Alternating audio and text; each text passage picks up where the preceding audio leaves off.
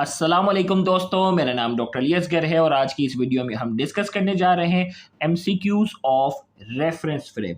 Modern physics के हमारे chapter में डिफरेंट टॉपिक्स हैं और हम हर टॉपिक को अलग अलग एमसीक्यूज की शक्ल में हम डिस्कस करने जा रहे हैं। आज के इस लेक्चर में हम रेफरेंस फ्रेम से रिलेटेड यानी फ्रेम ऑफ रेफरेंस रिलेटेड जो एमसीक्यू एमडीकेट के पास पेपर में आ चुके हैं, आना मुमकिन है, उन एमसीक्यूज को हम आज की इस वीडियो में डिस्कस करने जा रहे हैं। तो आज के इस लेक्चर को शुरू करने से पहले आपसे एक मर्तबा रिक्वेस्ट करेंगे कि अगर आपने अब तक हमारे इस चैनल को सब्सक्राइब नहीं किया जो कि सन बोर्ड टीचिंग के नाम से है, तो काइंडली आज ही आप हमारे इस चैनल को सब्सक्राइब करें और साथ ही साथ बेल आइकन को लाजमी क्लिक करें ताकि हमारी अपलोड करदा तमाम इंपॉर्टेंट वीडियोस की नोटिफिकेशन आपको रिसीव हो सके। तो आइए स्टार्ट करते हैं।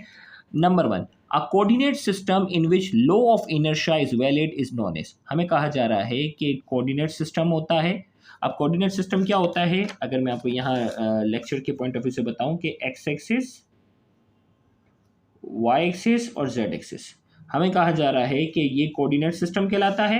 अ coordinate system in which law of inertia is valid, वो कोऑर्डिनेट सिस्टम जिसमें लॉ ऑफ इनर्शिया यानी Newton first law of valid जो होता है वो कौन सा कोऑर्डिनेट सिस्टम है। Inertial frame of reference, non inertial frame of reference, non accelerating frame of reference, D both A and B.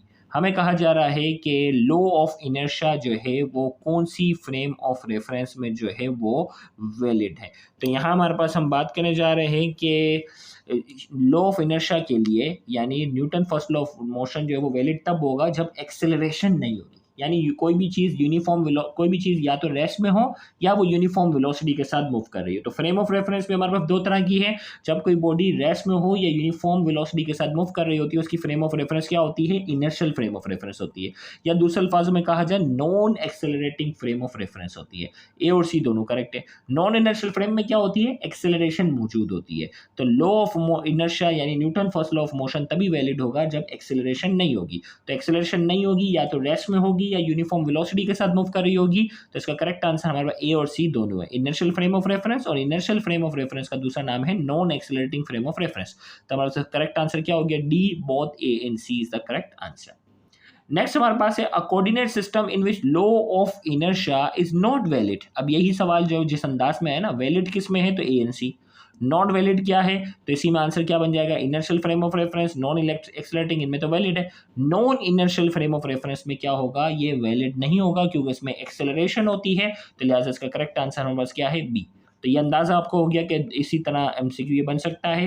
फिर कहा जा रहा है any coordinate system relative to which measurement are taken is known as. हमें कहा जा रहा है कि कोई भी कोऑर्डिनेट सिस्टम हो जो कि मेजरमेंट के लिए जो है वो रिलेटिवली इस्तेमाल किया जाए उसे क्या कहते हैं, frame of reference, zero point, infinity point, none of this. तो कोई भी कोऑर्डिनेट सिस्टम जो कि रेफरेंस की मेजरमेंट के तौर पर जो है वो इस्तेमाल किया जाता है उसे हम कहते हैं फ्रेम ऑफ रेफरेंस। तो इसका करेक्ट आंसर हमारे पास है ऑप्शन ए। नेक्स्ट हमारे पास है a coordinate system in which body move with constant velocity. अभी मैंने इस एमसीक्यू 1 में एक्सप्लेन कर लिया था constant velocity as long as no force is acting on it.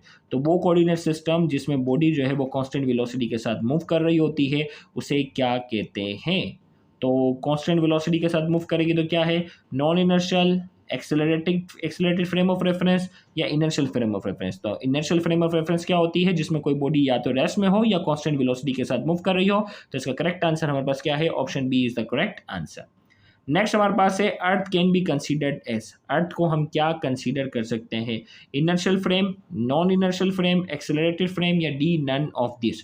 Earth can be considered as, earth को हम क्या कंसीडर कर सकते हैं, अर्थ को हम जो है वो नॉन इनर्शियल फ्रेम कंसीडर कर सकते हैं क्योंकि अर्थ जो है वो क्या कर रही है, स्पिन मोशन कर रही होती है, और स्पिन मोशन यानी वो कांस्टेंट वेलोसिटी के साथ अगर देखा जाए तो कांस्टेंट लीनियर वेलोसिटी नहीं हो रही होती क्योंकि उसमें हर एंगल पर उसकी डायरेक्शन क्या हो रही होती है, चेंज हो रही होती है। तो अर्थ को हम non inertial frame of reference consider करते हैं।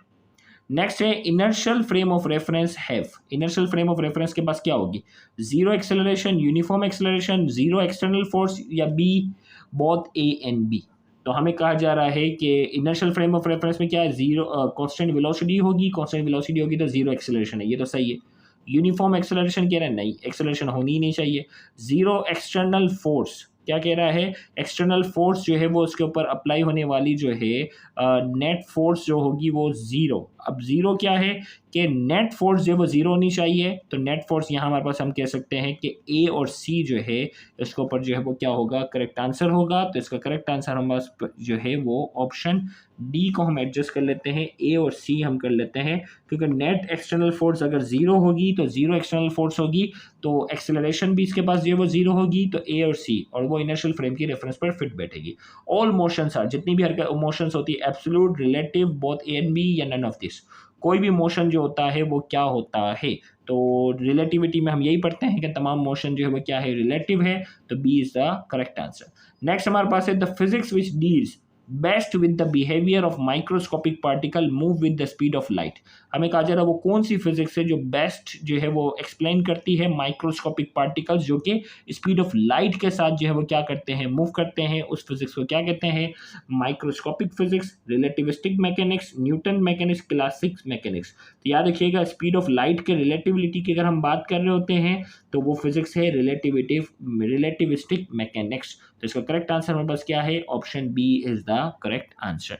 अब इसके बाद इंशाल्लाह जो नेक्स्ट हमारा लेक्चर होगा उसमें हम डिस्कस करने जाएंगे Einstein special theory of relativity के जो है वो कॉन्सिक्वेंसेस से रिलेटेड जो है वो हम एमसीक्यू डिस्कस करने जाएंगे, तो उसको देखना मत भूलिएगा। Thank you very much. अल्लाह हाफ़िज़।